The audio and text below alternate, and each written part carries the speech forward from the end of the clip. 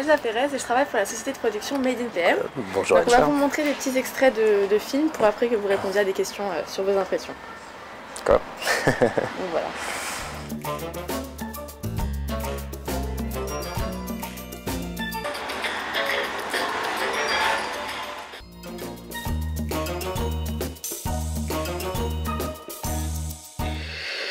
Évidemment, ça donne mieux quand ça roule.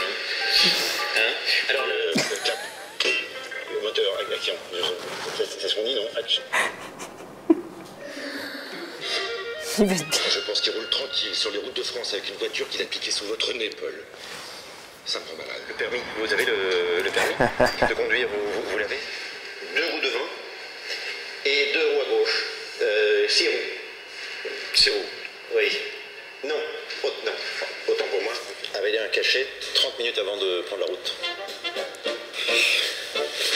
Voilà. Donc dites-moi quelles sont vos impressions.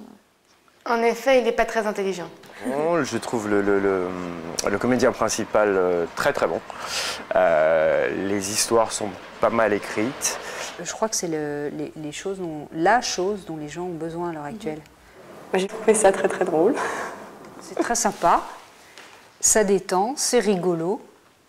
J'aime bien les jeux de mots, l'humour, ça me plaît bien. Trouvez-vous le concept original? C'est malin, c'est pas mal fait du tout. Ouais, le concept est très original. Je trouve que le concept est assez bon. Tout ça s'enchaîne bien, c'est sympa. Aimez-vous les thèmes abordés comme chauffeur de taxi ou encore concessionnaire? Oui. C'est pas mal. Le premier avec le concessionnaire auto était assez drôle. Et sinon, les situations vous semblent-elles vraisemblables?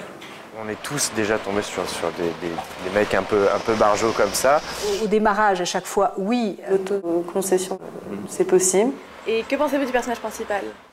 Il est vraiment... Vraiment? Oui. C'était un personnage sympa à voir évoluer.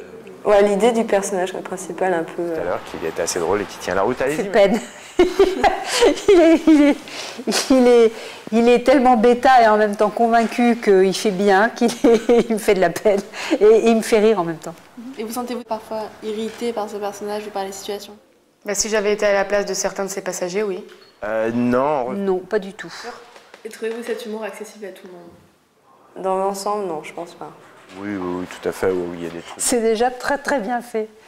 Et justement, par rapport aux autres émissions de ce type, comme Caméra et Café ou Scène de ménage, que pensez-vous des aventures de Paulette? Je trouve aussi réussi, avec du rythme. Je préfère... C'est plus rigolo. J'ai regardé Caméra Café et franchement, pas génial. Je trouve que c'est du même ordre et à mettre sur le même plan. C'est à peu près le même humour. Et à même niveau. Vraiment bien. Est-ce que vous croyez que ce programme peut vous détendre après une journée de travail? Oui. Ah bah la preuve. Sans doute. Ça m'a mise de bonne humeur.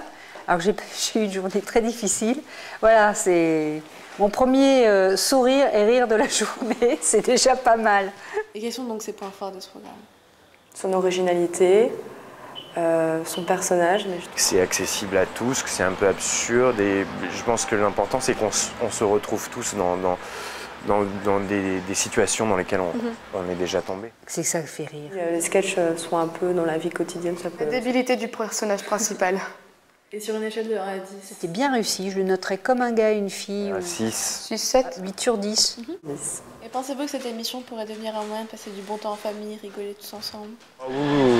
Oui, ça peut le faire. Une sorte de scène de ménage, truc. Absolument, à l'instar de ce que a pu être un caméra café ou un gars et une fille. Quelle est votre idée d'une émission parfaite?